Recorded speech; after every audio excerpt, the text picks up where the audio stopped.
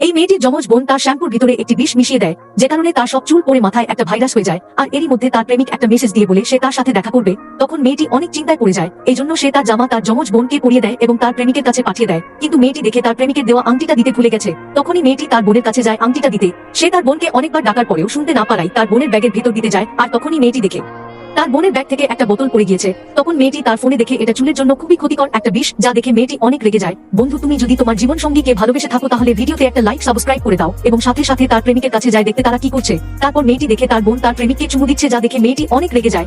মেয়েটি তার পাশে একটা বৃদ্ধ মহিলাকে দেখে তখন মেয়েটি তার মাথা থেকে নকল চুল খুলে মেয়েটির মাথায় পরে নেয় এবং ভিতরে যেয়ে তার প্রেমিককে একটা চুমু দেয়। আর এটা দেখে তার বোন রেগে যায়। তখনই মেয়েটি তাদের বিয়ের আংটিটা দেখায়, যেটা দেখে তার বদমাশ বোন আংটিটা নিয়ে নিজের হাতে পরে নেয়। আর পরার সাথে সাথে দেখে তার আঙুল পচে গিয়েছে, যা দেখে ভয়ে আংটিটা খুলে ফেলে। অন্যদিকে বৃদ্ধ মহিলা এসে মেয়েটির মাথার নকল চুল খুলে দেয়। আর এসব দেখে লোকটি অনেক রেগে যায় এবং তার বোনকে সেখান থেকে তাড়িয়ে দেয় এবং মেয়েটিকে বলে, তুমি যেমনই হও আমি তোমাকে অনেক ভালোবাসি বলে তাকে জড়িয়ে ধরে